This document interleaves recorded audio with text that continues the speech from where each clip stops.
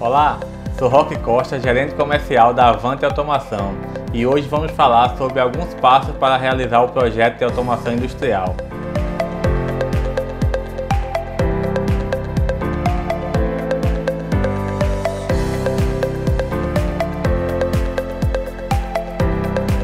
Nesse passo, dividimos em dois cenários possíveis que você vai poder encontrar no seu projeto.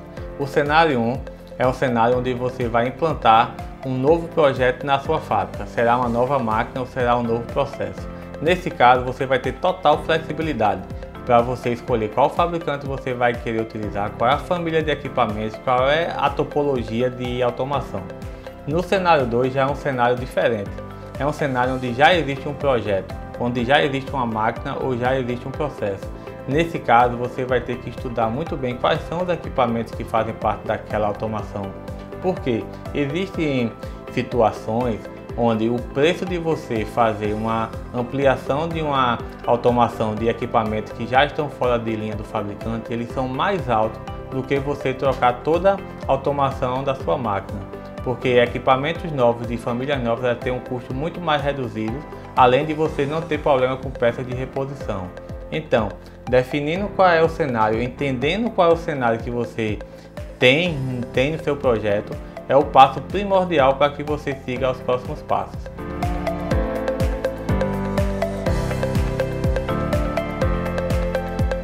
O passo 2 é o passo onde vamos definir o fluxo de processo ou o fluxo da máquina. Pensando no processo industrial, então vamos ter que analisar quais são as malhas de controle que tem dentro desse processo. Vai ter controle de vazão, vai ter controle de pressão. Se for ter controle, como é que eu vou fazer esse controle? Eu vou usar inversores de frequência, vou usar válvulas proporcionais. Então tudo isso vai ter que estar explicado dentro do teu processo. Como é que vão ser as rotas de transferência, se esse seu processo vai ter receita, se vai ser um sistema de batelado ou se vai ser um sistema contínuo. Você vai definir tudo isso em cada etapa do seu processo. Se for uma máquina, você vai ter que definir quais são os estados da sua máquina, como é a transição de um estado para outro, quais são os intertravamentos dessa máquina, quais são os modos de falha da máquina. Você vai ter que descrever o máximo possível sobre aquela máquina. Então, tendo tudo isso, você vai ter uma visão geral do que você vai precisar no campo. Você vai poder especificar quais são os sensores, quais são os atuadores, quais são as bombas, quais são os motores. Você vai ter uma visão geral de todo o seu processo. Dessa forma, você vai conseguir entender a complexidade do seu projeto de automação.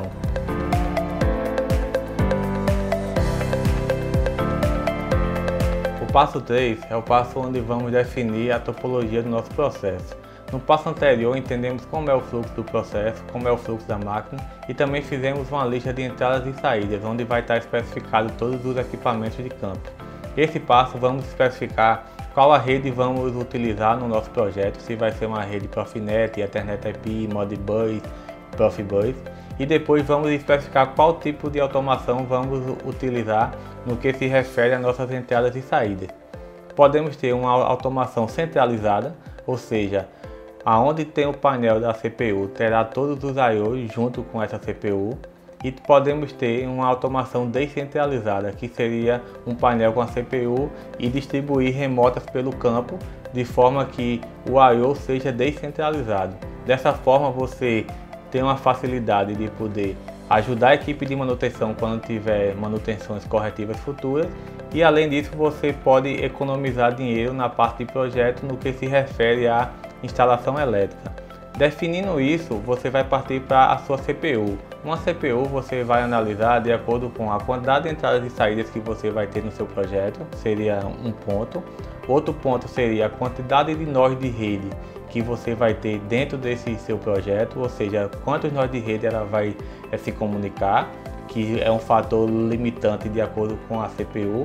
E também você tem que analisar, terceiro ponto, que seria o ponto de esse projeto que você está fazendo, ele terá ampliações futuras, ele corre o risco de ter ampliações futuras.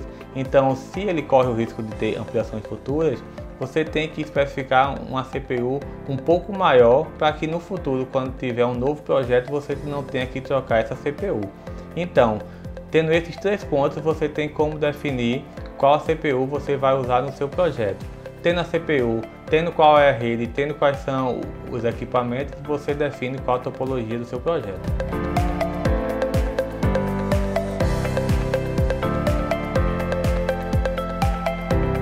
No passo anterior, definimos através da solução quais são os equipamentos principais dentro do nosso projeto, que são o rack do PLC, inversores de frequência, soft start e HM. Nesse passo, vamos pegar cada painel e realizar o projeto deles, ou seja, vamos ter que definir para cada painel quais são os bornes que vamos utilizar, qual o circuito de proteção que vamos utilizar, qual o tipo de painel que vamos utilizar, se é de aço carbono, se é de aço inox.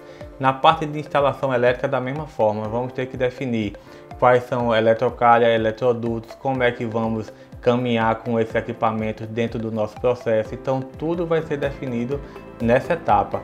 Como resultado final, teremos a lista de material para cada item, ou seja, para cada painel teremos uma lista de material e para a parte de instalação elétrica também. Dessa forma, teremos agora o custo completo do projeto.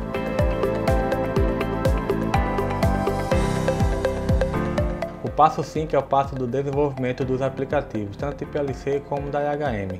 Você vai pegar aquele fluxo de processo que fizemos nos passos anteriores e vai transformar numa linguagem de programação, que a depender do fabricante você pode programar em ladder, linguagem de blocos, linguagem STL, entre outras. Na parte de IHM, da mesma forma. Se é um processo novo, você vai tentar usar os padrões que aquela fábrica usa em tela.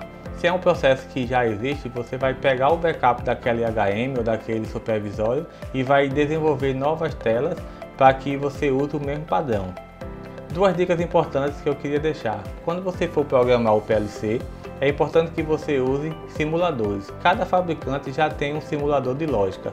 Porém, existem alguns simuladores que também simulam máquinas. E é uma das videoaulas que iremos falar nos próximos vídeos.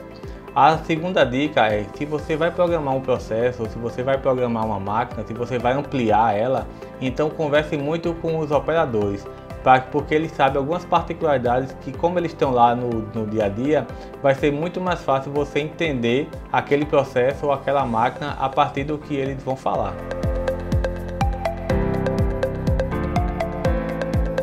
O passo 6 é o passo de comissionamento startup. Alguns acham essa etapa mais estressante do projeto, porque geralmente para você implantar uma nova máquina ou para implantar um novo processo, você vai ter que ter parada de algum setor. Então você vai ter tempo para iniciar e vai ter que ter tempo para finalizar. A parte de comissionamento, você vai checar se os seus sinais de campo estão chegando no seu painel e você também vai checar se os seus atuadores e os seus botões estão sendo acionados a partir do seu painel. Feito isso, com todos os testes ok, você parte para o startup, que seria quando você vai jogar o seu programa dentro do seu PLC. Se for uma máquina, você vai começar a testar as transições de estado.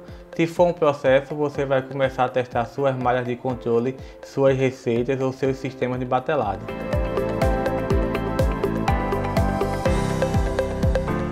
Esse passo muitas vezes ele é esquecido dentro de um projeto, porque após o startup existe um sentimento que o projeto finalizou.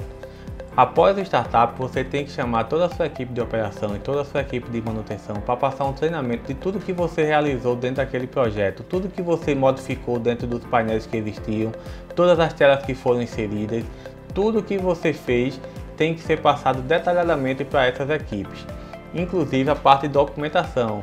Você tem que juntar todos os datasheets, todos os manuais, tem que desenvolver o manual da máquina e o manual do processo e entregar inclusive os backups de PLC e HM, todos comentados em português, para caso a equipe precise fazer alguma intervenção, eles tenham facilidade de acessar os mapas de memória, lógica, entre outros. Hoje conversamos sobre 7 passos importantes que devem ser seguidos dentro de um projeto de automação industrial. Então, se você gostou desse vídeo, segue a Avante nas redes sociais, compartilhe esse vídeo com algum amigo da área industrial e vamos juntos aqui nessa ferramenta compartilhar conhecimento e falar de experiências em automação. Vamos avante!